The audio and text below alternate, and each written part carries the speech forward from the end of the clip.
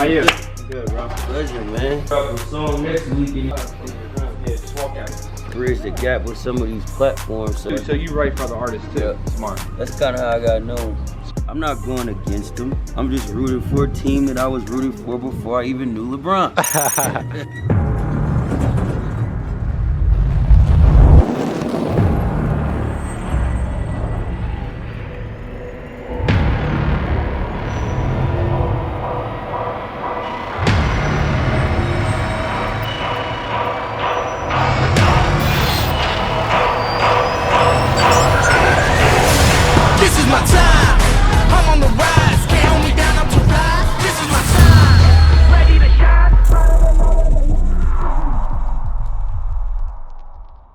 Welcome to the Game Over podcast. I'm your host, FaZe Blaze. We got our co-host, Troy Carter Jr. to the left, and our special guest, Mr. Symba. Yes, sir. Roar the Lion. Yeah. The Lion King. Yeah. Which I think I heard you got your name from, correct? That's a fact. That's pretty hard, dude. That's a fact, That's man. one of my It's favorite childhood movies. Oh, okay, cool. Look, we got shit in That's common, awesome, champ. bro. Not only that, but I'm from the Bay Area. You're from the Bay Area too, right? Yes, sir. I kind of grew up in that San Jose area. Where did you grow up? So I was born and raised for like the first 10 to 12 years of my life in Berkeley. Berkeley, cool. Berkeley, California. And then we moved to this small suburban area called Antioch. Okay, cool. Yeah, Antioch. Yeah. We moved out there. And Antioch was like this suburban town until they allowed Section 8 to come in. For sure. And then everybody from like Oakland, San Francisco, Richmond all start moving out to Antioch and turn it into a whole ghetto. So. Wow. Well, you got a lot of love for the Bay. Yeah. Are you still out there a lot, visiting like family and friends and stuff? Yeah, always, man. Always family, always friends. It's gotten to a point now when I'm there, I don't really announce it or like post it on Instagram. I used to post and let everybody know I was there, but that kind of started backfiring because it's like everybody trying to see you at one time, and it's like, damn, you only got enough time for a certain amount of people. So now when I'm there, I'm either like working, going to the Warriors game, hanging out with my friends, or hanging out with my family. Cool. What does your family think about what you do? You know, they've obviously seen your career from the beginning to where it is today. Yeah. Have they always been supportive or? Yeah, but I think it's been a confusing process for my family. Okay, explain. Because my family is like hard-working hustlers. Sure. You know what I mean? So they come from the struggle. They come from literally the streets, you know what I mean? A lot of my uncles went to jail. Like a lot of people in my family went to jail. So a lot of us never really graduated college. You know, a lot of us never really went to college or even attempted to try to go. So I had a basketball career before I was a musician. Wow. And that really hurt my family a lot that I quit playing basketball to do music. That's serious. It was things that I've seen that I knew I wouldn't be as successful in basketball as I would be in music, and that was the reason why I pulled out. So I was a 6'2" shooting guard. How does that work if I got to guard LeBron one night? You know what I mean? Like they're not considering that. That's really like smart of you to recognize that at that age and like, you know, trust your gut versus kind of trust what your family's gotten going for you or like wants you to do, I guess. I got an uncle that's still mad at me to this day. Like literally, he be seeing me courtside at the games. He'd be like, "Yeah, it's supposed to be out there." You know what I'm saying? So, but for the most part, as my mom was always supportive of me. I didn't really have my dad in my life growing up. But I had my mom, my aunties, my uncles, and it was a bit confusing for them at first. But as I continued to prosper, they all kind of start to get it. I think the last person that is understanding it now is my auntie, because she's somebody that's like very detached from life. Like she just made an Instagram, you know what I mean? Just made a Facebook. So it's like she just seen me on ESPN because I did the song for the playoffs. Cool. And she was listening. She was like, "Do you have a song that's playing on TV?" And I'm like, "Yeah." She was like, "I know that was you." So she's kind of embracing it more now. So that's cool. That's awesome, man. Well, I'm glad to hear that you do have like some supportive people who are you know in your corner. But I'm kind of interested in, and you mentioned you know you were courtside at a NBA game or maybe a couple NBA games. Yeah. You're really well connected in the NBA. Huh? Yeah. You got I saw a clip of KD giving you his jersey. My brother. That's crazy. Yeah. And I also saw LeBron like randomly posted you to his story Yeah. to Tell me a little bit about like how does that even happen? Like how did you get connected in the NBA scene? You know, and now people like the biggest stars are fucking with you to the point where they're pulling up to your shows and stuff. You know, that's really rare, man. Facts. You know what I'm saying? Facts. I think with basketball and music, well, basketball and rap music and hip hop, right? They kind of go together. Because we're kind of like the successful identity that young black kids in America see growing up. So in my neighborhood where I come from, we don't know a black marine paleontologist, right? We don't know a surgeon, right? We knew drug dealers, rappers, and basketball players. And the rappers and basketball players was the successful version of the drug dealer for us. So we kind of relate through the struggle of competing to make it out of poverty, right? And music is the soundtrack for that sometimes. So for a basketball player, you growing up and you don't know how, like what you doing. You just playing ball every day. You going to the gym, working on your game, working on your shot, but you listening to music, right? Same thing as a rapper. As I'm coming up with raps and looking for inspiration, I'm looking for music, or I'm watching a basketball player go out there and drop 50 and seeing the work ethic that they put behind that performance makes me want to go perform in the studio the same way. So I always say like rappers is basketball players that didn't make it, and basketball players is rappers that wasn't good enough to go to the NBA. And that's kind of how I see it. So I think through my music, a lot of NBA players can feel that and they can relate to the struggle and the story I tell. When I was making Results Take Time, KD came to the studio. He didn't come to the studio and just like sitting there on the phone. He was really involved, like listening to the music. Like, damn, this beat hard. Like, bro, what if you do this or move this around? He was very into it. And I had the intro, which was called Overnight. When I played it for him, he was like, I gotta go. I gotta go to the gym. He's like, I gotta go to the gym right now. Bro. Because the feeling just gave him a feeling of I need to go do something and work on my craft right now. So I think like the same way they inspire me, I inspire them.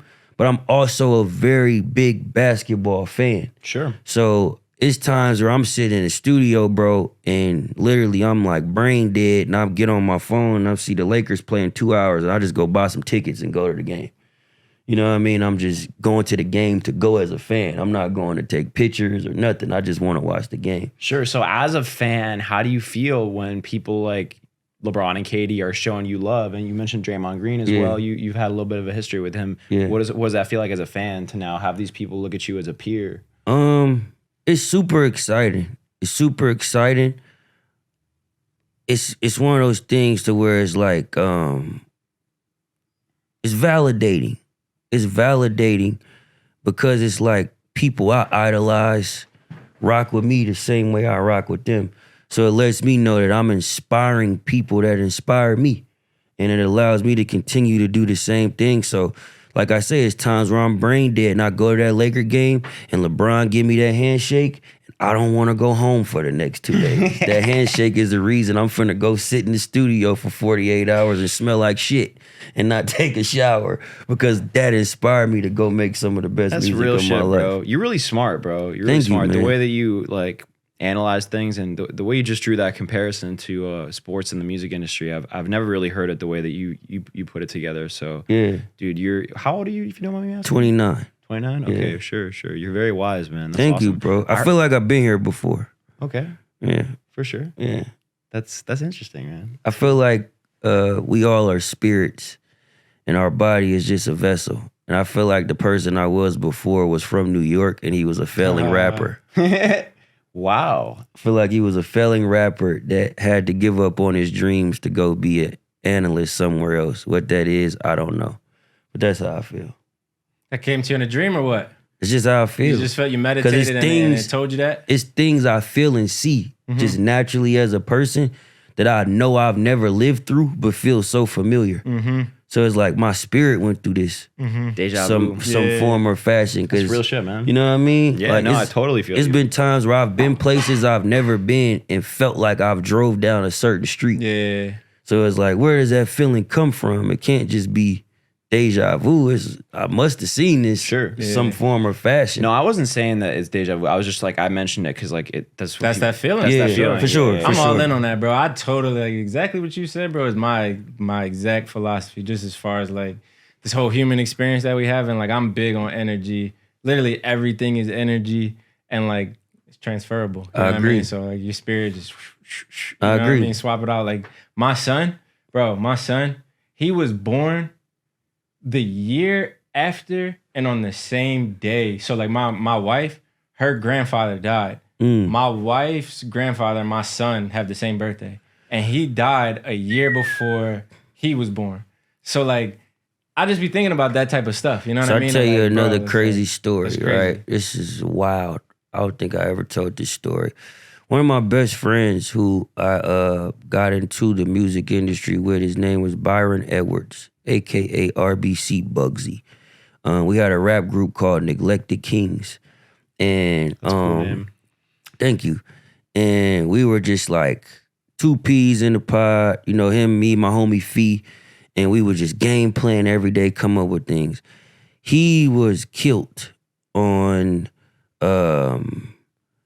December 31st, 2019, Oh, I damn, it's believe. recent. Yeah. Not bad, dude. He was killed the New Year's Eve.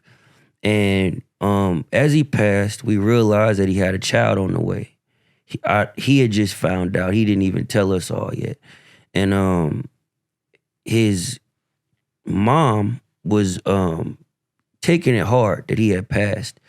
So his birthday's in July. So the day of his birthday party, because they were having a celebration. Unfortunately, I couldn't make it. But they were having a celebration for his birthday party, and his mom had some health complications on the way to the party, right? So his mom kind of goes unconscious. So she's like fighting for her life in a hospice for a few weeks. Oh, wow. The day she passed, the son is born at 3:30.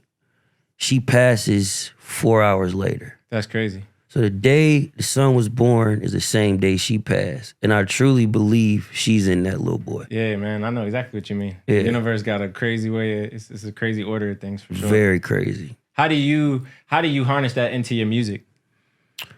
It's a tightrope for me, because I'm somebody that cares a lot about what the people around me think. So like it's been things I've said about my mom in my music, and she's just gotten completely mad at me for like a week and wouldn't talk to me. And then I've gotten to the point where I'm like, I'm never gonna speak about you ever again in my music. And then I'll hear a beat that make me think about my mom. You know what I mean? So I'll find ways to word it to where it won't make her so mad about it, and I'm not being too honest or telling too much of the truth that she doesn't want out there. But for some of my family, like, they love it. I got a line where I say, my uncle told on my other uncle, how do he sleep at night? Imagine your blood brother who told go takes the stand and telling you why he's wearing your clothes. You get 10 years and this nigga get to go home, and if you do something to him, your family look at you wrong. My uncle, who had to That's do the hard, time, Jesus. he loves it. He rides around to it every time somebody bring up my name. Like, that's my nephew. Listen, he talking about me right here. Right? But my other uncle, who did the telling, Sure. he hates it. Yeah. You know what I mean? So it's tough. It's because it's like you always want to let people know who you are and where you come from.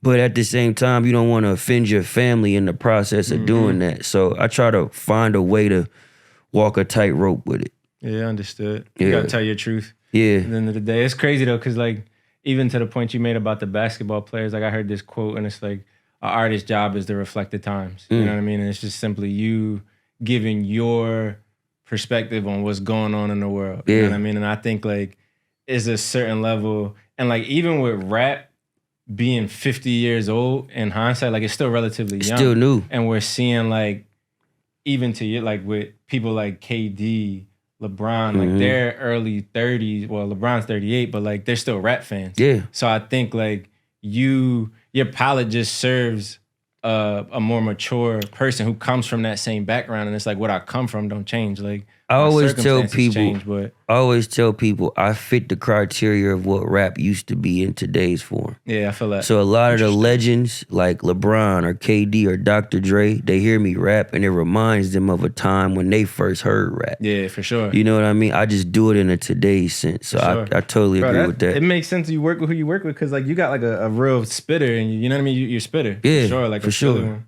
But what do you think then? Like how would you kind of classify where we're at now? Just rap, culture. I feel like we're at this unique space of, y'all remember when like Napster and like LimeWire and shit came around and then that formed into Apple Music and Spotify, right? I feel like we're back at that space just in a new form with tools like AI, right? Tools like TikTok and all these different platforms. Interesting. I feel like hip hop is expanding, which is killing rap, right? Rap and hip hop is two different things. Hip hop is a culture, rap is a subculture within that. I think the traditional way of rapping, which is something I do, is kind of faded out because it's overpowered by a mass amount of music that's coming out. So it's hard to just listen to a J. Cole when NBA Youngboy and Lil Durk is beefing all week and their album drops tonight. And then Jack Harlow just dropped the week before and Lil Uzi Vert's coming out and Drake's about to drop another album. The 21 Savage comes out. Then it's Lil Baby, right? So it's ESTG. So then Symba comes. And then the average hip hop person may look at it like, oh, Symba's underrated or Symba doesn't get the coverage of a Lil Baby. It's not that. It's just music is expanding now. Right? And there's enough room for Symba. There's enough room for a Little Baby. 100%. The problem is the industry has ways of duplicating things that worked for one person. So we see a Little Baby work and the labels go sign nothing but acts that sounds like Lil Baby. Yeah, and it's like we can't buy you, all right, we're gonna clone you. You know what I'm saying? So gonna now clone I you. look outnumbered. Yeah. But it's not that I'm outnumbered. It's just a bunch of Lil Baby clones. Yeah. You know what I mean? It's not too many people being authentic. So I think as traditional rappers, we have to find ways to innovate our platforms and work together. That was one of the reasons I partnered with the NBA, right? Because it's like, okay, if it's hard for people to cut through all the minutia on streaming, let me give it to them on TV, right? I got a song that I just wrote for some people on the Fast and Furious soundtrack. Let me give it to them in that way. Let me do it in different ways other than just depending on someone to find me through a stream. What's that like getting like a placement for an album like that? I'm sure you've done placements for other artists, other projects and stuff, but is that a experience you enjoy, being able to create a product that somebody else releases? It depends on who the artist is. Interesting. Because some artists is like, I've wrote shit for people and been super excited and that shit comes out and do nothing. You know what I mean? But then I wrote for big artists and got a small percentage of the song and made twice the amount of money I made for the one I was excited about. So it varies. Like if you're doing a song for Rihanna, you pretty much know this is out of the park. You know what I mean? Like something big is going to happen from this. But if it's like, you know, up and coming artist that's new and they fan base might not take a liking to the song you wrote for them because they like them for another reason that they found them for. You know what I mean? You may be trying to produce a more commercial, appealing song for them, but the fans want the hardcore street shit that they found. So that might not connect and the song might not do nothing. So it varies with every artist. Very interesting. I think your life is really cool, you know, as a artist, someone who travels the world, performs, and it's just it's completely different from the life that I live as a gamer, you know what I'm saying? Like I sit in my gaming setup, you know, I have a camera in front of me. There's thousands of people watching, but they're not in front of me in person. So it's but they kind of are in a way. Sure. Right? It's just like you said, not physically in front of you in person, but they're in front of you. Yeah. So like I was just talking to one of my friends. I'm not gonna say his name because the world knows him, but he had a show the other night and the crowd was kind of low. There wasn't a lot of people in the crowd or whatever. He was like, man, I don't even want to go out here. Like, it's kind of embarrassing. And I was like, bro, you're not just there for the 100 people that's in the crowd, right? Those people got phones. And those people are going to film something that millions of people are going to see. So don't be just in it for the moment of the people that's in the room. Think about all the people that's watching, because one day they'll be in front of you in person just through watching you through that lens. That's really good advice. Yeah, that's very interesting. I feel like that's the thing about it, because like we're in an interesting time, because like you could guerrilla market shit and put a billboard on the street where 100,000 people go past, but if they're not tuned to like Facts. recognize and pay attention, then they won't even care. So to the point that you made, where it's like if you got 60,000 people showing up to a stream, where the phone is like you pay more attention damn near to your phone than what's going on in your environment. Yeah. So it's like that might be a better sign of engagement. Facts. Anywho, you know what I mean? Let me ask you this. What was the first video game you ever played? I was actually going to ask you that. The first video game I ever played was a super old Pokemon game, Pokemon Gold, I remember that. on the Game Boy Color. I remember my that. dad's Game Boy Color. So you had Pokemon cards too. yeah, I had Did you get Pokemon the cards. Charizard one? I don't don't think I ever did. I would like stole occasionally it. get it. Oh, okay, wow. I robbed a kid for his Charizard card. Strong armed them. Yeah. Fresh out the pack, one card or what? In third That's grade, it. I just took it out of. You know how they had the card binders. Yeah, the card I binder. just took it right out of his binder. One Yeah, day. everyone except That's Charizard. Yeah. that's a lick that like was like a crazy investment over time. You know what I'm Yeah. saying? At the Yeah. time you probably done stole like, $10, $15 worth from him, but Yeah. like now it's worth like Yeah, $5,000 that and part. crazy shit like that. Yeah. That part. So Pokemon Go was your first game. Yeah, what was your first game? My first game, I can't remember, but I can remember my earliest recollection of playing video games, excuse me, was either NBA Jams Awesome. or the earliest versions of Madden. Those was like the first two games, or Sonic the Hedgehog. Sonic, yeah, that was a great game. What Those were the console was first out first? The Dreamcast or the Sega. N64? I was on Sega Dreamcast first. was before then. Yeah, 64, the yeah. Dreamcast then. No, Dreamcast Okay, was obviously. after. Was it? That's what I can't remember. It's two Nintendo games I had, 64 was first, Okay. and then Dreamcast came after. So then it was Goldfinger. That N64 one, the James Bond one, 007. Yeah. We used to get it in. on that. Did you have the guns? Goldfinger. the gold ones. or Yeah, whatever. yeah, I remember. GoldenEye it. was And it was that? like 4 screen. Yeah, Yep. it might have been GoldenEye. GoldenEye. We used to play like split screen. I was a big Tekken fan too. Tekken? Yeah, I remember Tekken. Do you still play games nowadays? Bro, I'm trying to get back into it. So when I moved to Los Angeles about 10 years ago, I came down here and I had my Xbox. And when I was living in the Bay, I used to play video games every day. I used to have people come to the crib and we just bet money, play 2K, play Madden all day.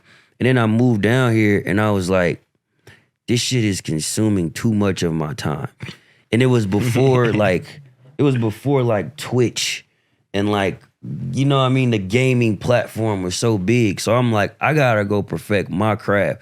So I went and got a studio and I had the Xbox in the studio, but I would never play it. I just had it there for people. And because of that, it took me out of playing video games. So last year, I did Rolling Loud, and they gave me an Xbox, a personal Xbox Fire. with my name on it. That's so cool. And then I downloaded 2K, I downloaded Madden, and I downloaded Fortnite. And I've been kind of getting back in the rhythm of playing those three over the last 2-3 months. That's awesome, man. Yeah. I think it helps too if you have like homies who are like into games too. You're See, probably my playing a lot homies more. are into it. I'm just like the party pooper. Okay. So I'm like the one, and this is before Twitch and before gaming was a big platform. I was the guy coming in the studio like, oh, y'all motherfuckers just like to make other people money all day. You know what I mean? Like I used to watch football games, be like, oh, y'all like watching other men make money.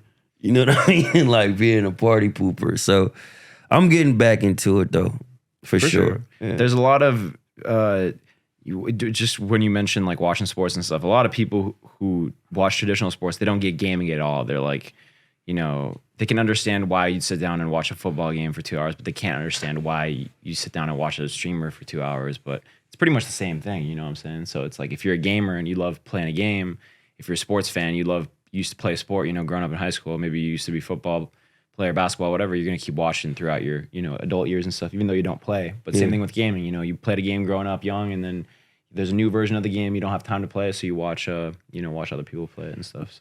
When did you know Or like, what was your first sign of gaming becoming what it is today? Sure.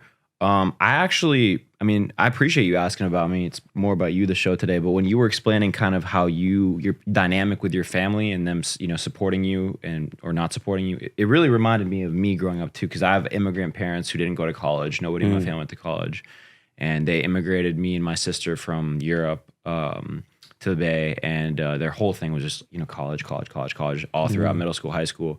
And I started doing the gaming stuff freshman year of high school, and I was like one of the first people to record like my face and the gameplay too. So there was like a crew of people who was kind of doing it, and I was like associating myself with the crew, and I kind of started doing it too. So, and I worked really hard. I made a YouTube video like every day. Like I would come home from school, and then I would film it, and then I would edit it, and then I would upload it. I would make the thumbnail and title, everything. So I did that like almost 400 times throughout high school between freshman year and senior year. And then I joined the collective FaZe. And but anyway, my parents, they didn't get it for a long, long time. And I was slated to go to UC school, UC Santa Cruz, and like was already paid my like first piece of like the board and tuition and everything. And then hit my parents with the curveball. Like right as graduation came around the corner, I told them I was going to take a year off to just see where it goes.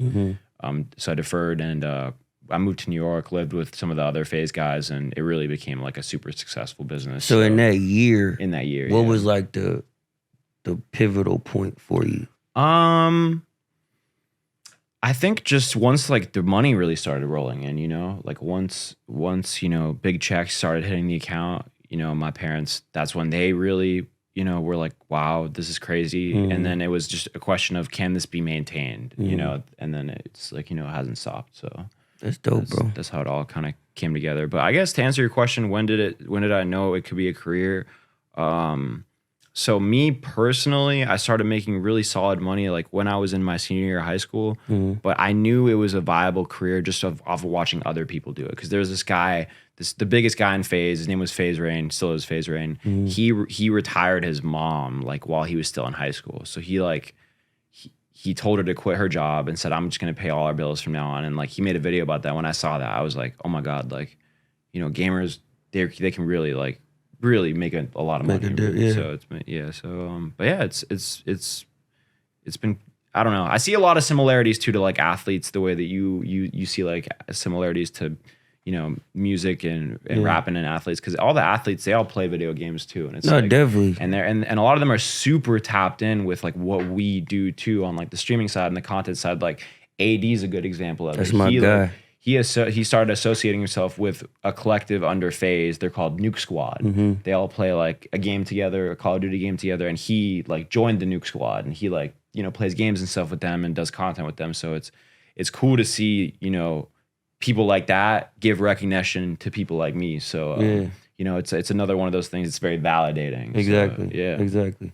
But what's up, man? I kind of wanted to ask you, I heard from Caroline that you just recently shot a music video in Africa. Yeah. What was that like? I've always wanted to go to Africa, man. Is that your first time going? First time, bro. For sure. First time.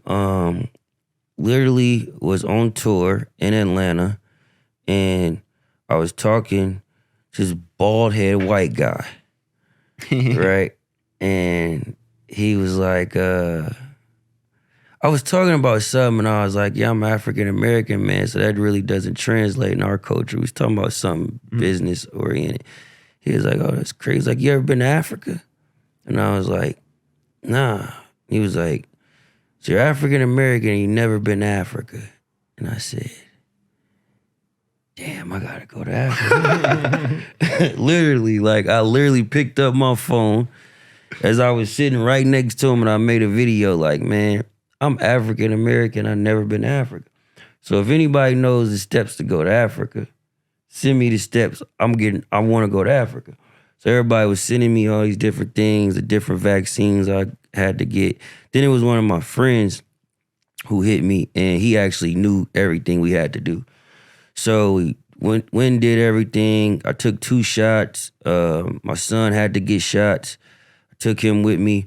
And awesome. We go over there, and immediately, like as soon as I got off the plane, I knew I didn't pack the right clothes. In what way? Bro, it was like 150 degrees. Oh my God. I brought Wait, like just now it was that hot? dog. Dude. And I'm bringing like leather pants and shit, thinking I'm about to go out every Fuck 'em night up. and just, I'm about to put that shit on and tear it up every day out here, getting my pictures right.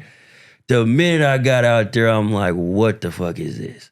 Right? Like it's extremely hot, it's humid. It was a lot the first few days. I'm like eating food and like throwing the food up, like trying to get used to it. So after like the third or fourth day, I get used to it. Start getting used to the food. We're in Nigeria where you can't really consume the water. So you gotta like brush your teeth with bottled water, right? You can't really let the water from the shower get in your face like that because there's toxins in their waters that could kill us because we're not immune to certain things that's over there. So that was a thing I had to get used to. But after about a week, because I was there for 2.5 weeks, after about a week, it just started feeling like home. It started feeling like... Was it one of those things too, sorry to interrupt you, but was it one of those things where like you feel like you've been there before? Or no, I've never experienced nothing like this. Okay. Because it was the first time in my life as an adult I wasn't worried about my appearance. Interesting. What do you mean in that way? So like the heat makes you take the labels off. Okay. So like I said, I'm coming over there thinking I'm about to put the J's on every day doing this. After the fourth day, I'm putting on shorts, a white t-shirt, some goddamn sandals. You know what I'm saying? It's some flip-flop. I don't give a fuck how. It's too fucking hot. Yeah. You know what I'm saying? I'm not about to be looking like this in 130 degrees and my goddamn chest just sweating like I'm playing a basketball game or something. Like, it don't make sense. So immediately you take the labels off and you start seeing people as people versus what kind of shoes they got on or what kind of watch they got on. So it makes you really ask introspective, man. Yeah, it makes you ask the person that's coming towards you, how you doing today? Have a good day. You know what I mean? Opening the door for people, just kind of seeing people as we all equal, you know? So that was the first thing to where it was like, okay, I don't have to be Symba here. I could just be me. So by doing that, I felt like it made the people more receptive to me. So I was going into like a lot of dangerous neighborhoods that like people was telling us don't go to. But I'm just like, hey man, what's y'all drink over here? You know what I mean? And then they was putting me on like this drink that got like, it was like 2,000 different herbs in it and the shit like cures cancer and all this shit, right? So I'm like, what is this? They was like, any disease you got, it takes it away. I'm like, give me a shot of it, right? So I take a shot of it. Bro, I'm like shitting every day for like 2 days straight. Like just, it's running through me, right? But then I start feeling so much better. You know what I mean? I start waking up with a different energy. I start paying attention to things with a different amount of focus. I start being more appreciative to things. I wasn't so eager to eat when I was bored or eager to smoke or eager to drink. You know what I mean? It kind of just like cleansed me from everything. So through that, I started meeting people, talking to people, and I met this guy named Vector, he's kind of like Kendrick Lamar of Africa. Cool. Right? He's like the biggest rapper from over there. So I meet this guy and, you know, I met another group of kids named, the name of their crew is called Whack People. WAC People. Like Whack People. And I met these guys and they was like, yo, is there anything you want to do before you got out of here? I was like, man, I want to shoot a video. And we had this big ass house on the island of Nigeria. They was like, oh, you got the perfect house for the video. Like, let's shoot it now. I'm like, no, I want to go to the trenches. Like, I want to show people what we come from and what this looks like, right? To show people, as bad as y'all think we got it over there, look what's going on over here, and they're content with their life. Like, I'm in a place where we shot the video, it's like 2 toilets and like 500 people, and the toilets don't flush. You know what I mean? So these kids is waking up every day wearing the same clothes, not knowing they in poverty. This is just life for them. While we over here complaining about how many fucking ice cubes we got in our goddamn water or how many napkins they gave us, or can we have a black napkin because I wore black pants or some shit like that. So it made me real appreciative of how we live over here and taught me to like not take shit for granted. It's a powerful perspective, man. Yeah. That's really cool. I think it's really cool too that you brought your son. How old is he? He's 3. He's 3? Okay, Yeah. sure. He's probably a little too young to remember. Nah, shit like that, never but- too young. Never too young? Never too young because it's like, so my dad went to jail when I was 3. Mhm. I have no memories of my dad. We don't have no pictures like that, like nothing. We probably got like one picture. So with my son, my goal was to always do what my dad didn't do with me. So if I walk out here today and get hit by a car and don't make it, we got those memories. For sure. I wasn't saying it in that sense. I was saying like he's just maybe a little too young to like understand that. Yeah. But over time, through pictures Sure, and yeah, no, video definitely. and different he'll things, appreciate the fuck he'll out of that. appreciate Yeah, it and no. understand it. Because we Definitely. also shot a documentary over there. Okay. So it's like, What was the documentary about?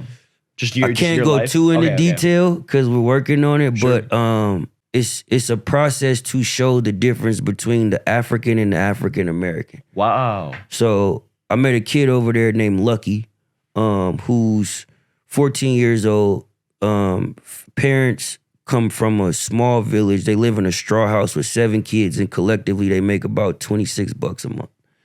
This kid's never eaten a hamburger, never tasted a French fry, never had a soda, right? So my son, he's just naturally hyper. So he's climbing on things and he starts observing this and he's picking it up and he's like, oh shit. So now he's walking in the restaurant like this. He's more respectable because he's realizing like, I'm taking this for granted. He's peeping it at 3. He can't communicate it yet, but I'm watching his body language understand it. So to be able to see that for myself, like, bro, we go spend $3,500 on birthday dinners and there's people in the world who ain't never had a French fry. Like, what the That's fuck real shit, is we man. complaining about out here? Life is sweet. You know what I mean? But we wake up looking for excuses every day to make up for our lack of work ethic. And that was one thing it taught me to where it was like, when I get back home, I got to show people this. I got to show people that like, y'all so content with life being perfect for you to have to get up and do something. You're not even realizing our prisons look like hotels compared to what they got over there. So I want to explain that to the average African American here that feels like there's no other way. There's unlimited opportunities, but y'all only thinking about doing something in the streets. Y'all not thinking of other opportunities. So that's kind of what the documentary That's is awesome, is man. a piece about. I don't want you to give away too much of it. Yeah. That's a lot of context. It seems like this is like a different business play though from your like traditional For music sure. stuff. Do you have other areas of business that you can see yourself in or are planning to get yourself into? Just to give you like a little bit of like a reference, like in gaming, a lot of us, we promote like gaming products. Like we'll promote keyboards, mouses, you know, anything like that. So a lot of gamers are starting to like make their own products to sell instead of selling another company's product. So do you kind of have things like that on the agenda or So me and one of my friends, we just started a company, which is called Majority Rules, and it's basically a media company. Okay, cool. Dope. So what we're aiming to do, I just bought my first property on Hollywood Boulevard. Congratulations. Thank man. you, brother. Office space or like So it's a 4-floor loft, okay, cool. right? Wow. What very a place. Yeah, it's very dope. And it's kind of what we're doing there is kind of similar something to what you guys got going here. Cool. So the first floor is all like podcasting and television. Second floor is more of a watch area. The third floor is a studio. Fourth floor is for gaming and AI. You know, so we're trying to be something that more so instead of us signing artists or signing producers, kind of being the platform that provides their content Sure. and different things they may Really need smart, throughout man. the Really industry. smart. So that's one thing I'm into. And then sorry to cut you off, but the documentary, is that a part of that whole So media my company? crew is doing that. Okay, They're cool. doing a documentary. Awesome. This is actually one of the first things that we're producing Sure. right now. This is another television show that we're working on. We should host a release party here at the house for Let's the do it. documentary whenever it comes out. Let's do it. We host some pretty cool parties here. We got some gaming stuff on the 4th floor going on. So it's crazy you brought up AD because AD is actually putting together a list right now for my game room. cool. Like I literally talked to him yesterday, so he was letting me know like all the computers we need, Sure. like different things. Yeah, like if you that. want feedback on that too, just let Caroline know. She can connect with us. Definitely. We're in the process of setting up all that stuff for Murda Beats right now. Shout out to Murda. Yeah, shout out to Murda for sure. Yeah. But that's freaking awesome. Sorry, I didn't mean to interrupt you. No, yeah. that was the one company. That's one thing I'm into. Real estate is another thing. Awesome. Um, Like for rental properties, like buying property and okay, cool. yeah, real Awesome. estate's another thing. And my newest interest that I have a friend of mine that she's been giving me a lot of information on is the AI space. Yep. Haven't really figured out my role in it yet, but me being interested in it, I know something's gonna come. 100%. That's where you start. Just learn. 100%. Learn Yeah. everything about it. That's first and foremost. Yeah. Shit is changing the game in real time. Yeah. People aren't even like really understanding the magnitude that we're getting disrupted right now. Like, Yeah. that's where I'm at, bro. Is like this last 60 days is really like understanding it and now like forcing myself to implement because Yep. like we're in a pivotal time, like as a generation of what's going on with AI and what's going on with blockchain is shifting how we operate like as mankind. You know what I mean? And it's like it's our kids who this is just gonna be natural to, who are gonna run with it and take it to a place we've never seen. But like it's us as like the 20-somethings, 30-somethings who gotta like adapt to this shit now because you will get left. You know what I mean? Like this like the new 100%. internet. Like I tell my mom that all the time. Like, I remember in like, I want to say like 2012, bro. Maybe 2011. I used to think Instagram was a photo editing app, right? So I know literally girls who like used to send me like nudes and shit, and I used to go on Instagram and like post the filter on it, and then like post a picture, and didn't know I was posting a nude and shit like that. Because I thought it was just an editing some app. like boomer vibes. I thought it was editing that, right? And when that happened, he got a fence to with all these nudes on it right now. and when it happened, I was like, yo, I will never not understand a platform before I try to operate Smart. it again, right? Yeah, for And I was sure. telling my mom one day, I was like, this was back when I first learned how to use Instagram. My mom's a real estate agent. I was like, Mom, you should get into posting like your houses and stuff on like your real estate stuff on Instagram. She was like, for what? Like I'm like, trust me, like people will see it. Ooh. She literally calls me like 4 years ago, like, so you remember that content stuff you were telling? Can you teach me how to do it? It's too fucking late now. Different It's game. too late. So I'm like, I'm never trying to be that person that like my parents or my uncles was. It was like, I don't care about the computer. I don't care about that internet stuff. So anytime I see something new, I'm trying to jump into it and engage with it. Bro, it's so crazy how shit changed in like a decade, by the way. Yeah. Like, it's been like No, it's 10 quick, years of yeah. iPhone. Yeah. And like what the iPhone did to the world is like, this shit is crazy when you really Is think about Instagram it. your Like, favorite app? YouTube. YouTube. Okay. YouTube. What kind of stuff you watch on YouTube? Everything. Everything, yeah. A little bit. So if I Everything. go on if you pull your YouTube up, You'll be confused what as am I hell. gonna see? It's like a little bit of music videos. Same as some- me. Anytime I have something random that's like interests me, I'll just like look it up on YouTube. The last thing you'll see on my YouTube searches is music videos. Cool. You'll see, bro, you know what I love to watch on YouTube? People taking down beehives. Okay. I gotta check that out. I never watched it, but I could No, see that that shit's shit's fascinating, Bro, it'd be They probably people. like swarm you and shit. Nah, Like, it'd be like mansions like this with like a Oh, beehive wow. stuck in the roof. wow. Right? So then it's like imagine this whole roof was a beehive. And then they gotta tear Take it this shit off, apart, yeah. and then they tear it apart, and then the bees just swarm all around the house and shit. Yeah, I you can know see what I that being mean? crazy. Like I watch everything from that to podcasts to AI videos to tutorials, all kind of different things. I just bought a new camera to vlog with. I've been watching like the tutorial videos on that like lately. So Dope, man. yeah, I'm into everything on YouTube. Yeah, feel that. I think just worth saying, you know, as someone who's been doing this content stuff for a long time, you know, I'm so sorry. Is that my phone? No, use me. You know, content is king. Content is the most powerful thing that you can do as like an individual. So, Yeah.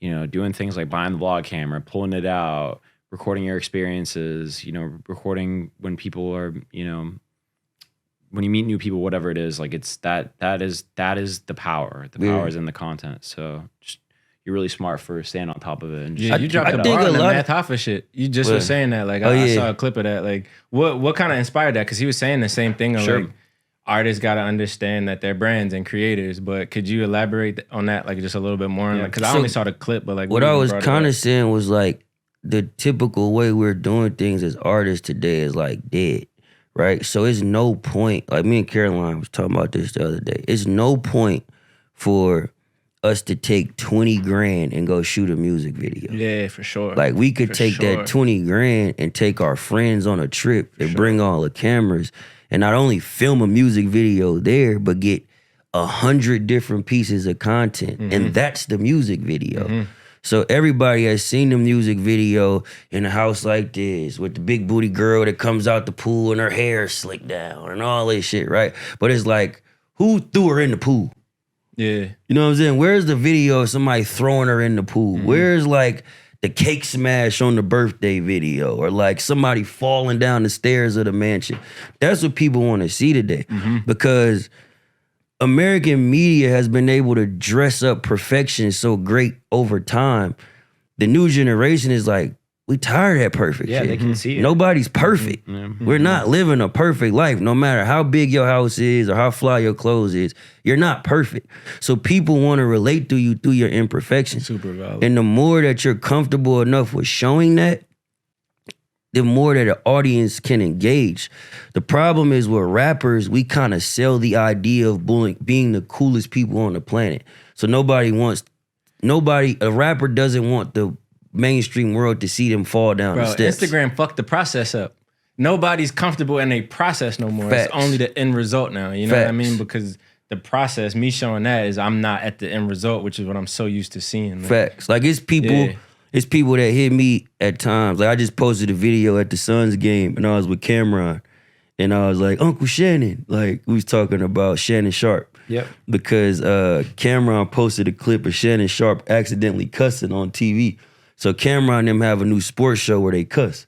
So he was like, Uncle Shannon, if you want to come to a place where you could be free and speak your mind, come to death row, nigga. Come to it is what it is, right? So I seen Cameron, so I do the same thing. So somebody that works in the corporate space hit me and was like, you don't think this can ruin relationships? And I was like, don't nobody give a fuck about that shit y'all care about no more. Shannon Sharp laughed at the shit. For sure. You know what I mean? Like it's content.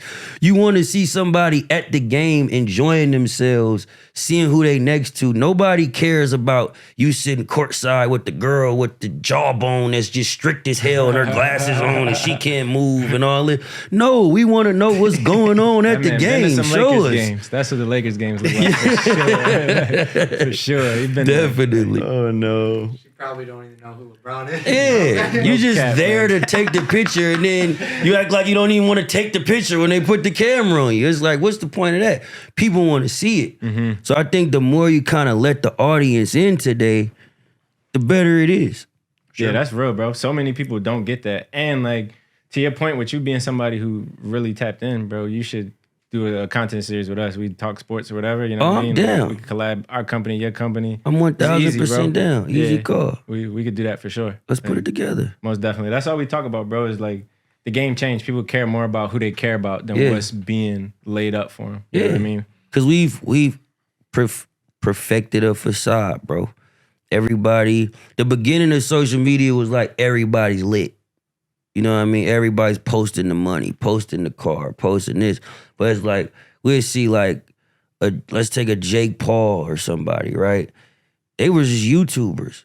Now this motherfucker is selling tickets being a boxer. You know what I'm saying? I would rather watch Jake Paul than Floyd Mayweather at this point. Because I know what a Floyd Mayweather fight looked like. He's gonna fight somebody, we know he's gonna whoop his ass. He's gonna shoulder roll through the whole fight and knock somebody out in the goddamn 6th round and it's over. Versus Jake, he's fighting somebody that's like, Jake, you might get your ass whooped. You sure you want to fight him? For sure. And he come out there and whoop his ass. So it's like, this is something new.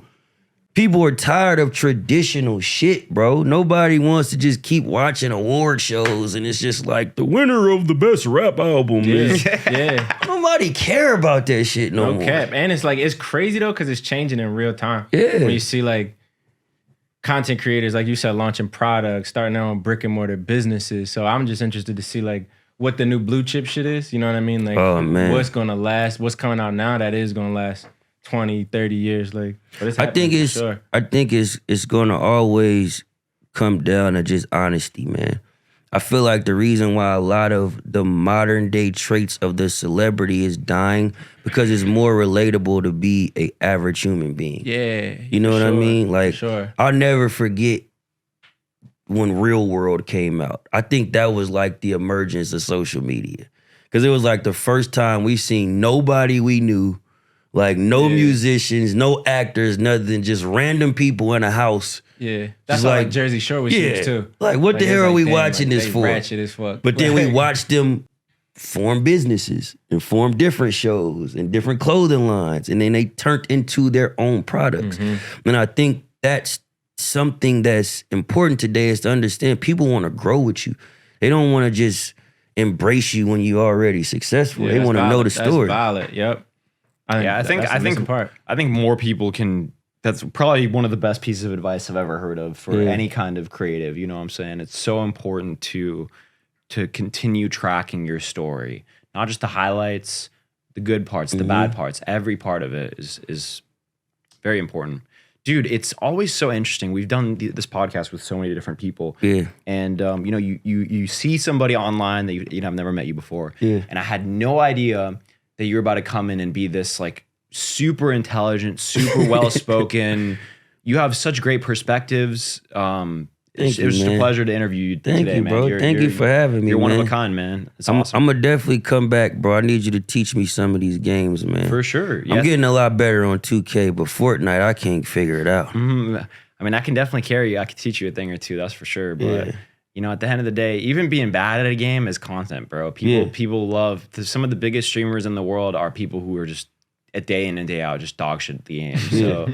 No, I'm literally waiting on my TV for the 4th floor to get delivered. Cool. And I literally said, I'm showing this whole process. Like me unwrapping the TV, hooking the video game up, and literally being terrible. And I'm going to let people see me get better over the next year. 100%. Yeah, when you, Say play no on more. when you play on a TV and you click a button on the controller, it'll take like a little bit of time for that button to be registered and seen on TV. On the monitor, it's like instant. It's right away. See, now you guys sound like my conversation with AD yesterday. What's your go-to team in 2K? I'm going to always go to the Warriors. Oh man, for sure, we got yeah. your number. Yeah, We got I'm your always number. go to the 2K Warriors. Lakers got them. If somebody goes to the Warriors before me, I'll probably either go with the Lakers or Phoenix. For sure. I like playing with people that I'm friends with. Yeah. Bro, what kind of advice do you give like your athlete homies? Like for example, when you talking to AD, Yeah. obviously just after they're in the middle of the series with the Warriors, like what kind of how do you talk basketball with them? I don't really give them advice, bro. Because I can imagine somebody probably trying to give you rap advice. You're like, bro, shut the. See, rap advice is different, and I'll explain why, right? Like, if we look at the NBA as a whole, right? So it's something like 4,500 new college basketball players a year. Only 63 of them get picked. Only 20 of them actually have long-lasting careers, right? So if you make it out of that 63, you're pretty much doing something right. You don't need my fucking advice on your profession. I'm not a basketball player. You know what I mean? So what I will do is encourage them in times. Like Draymond had a big play the other night, and I seen the whole play and how he set it up. So I text him like, bro, that was genius how you did that. You know, you pushed him out the paint, got the rebound, ran that up the court. Boom, that was the most important basket of the game. Proud of you for that one. He'd be like, thanks, bro. Things like that. But I don't never really tell KD, hey, your shot's not falling, so you should drive more. Like, well, I'm not gonna fucking tell him that. You know, it's Kevin fucking Durant. You know what I mean? So anytime I'm around them, I'm really trying to get advice from them on how to carry myself in a space of entertainment. You know, because I noticed there's a focus that goes into. I used to go to basketball games and like scream people's name and just thought they was like not turning around because they was an asshole. But no, they're really locked in. They don't even hear you. They're not listening to the crowd. They not hearing, because the minute they hear that shit, they break focus. Their goal to be there that night is to win the game. Yeah. I'm not here to talk to you. Yeah. I'm not here to take a picture. I'm not here to please the crowd. I'm here to win this game. No, that's literally you just a fan. Yeah, just so a fan, I man. tried to, like when I was with KD the other night, he was just going into like I was telling bro outside, his level of focus, right? Like he'll shoot 3,000 shots a day, right? Or 3,000 shots in one workout. And his feet is positioned the same way. He's jumping at the same velocity every shot. His arm in the air is at a certain space where he's mastered where to let the shot go. And let's say if he shoots at the same way 600 times, but on the 601 time his feet was slanted like this, he'll start all over from one.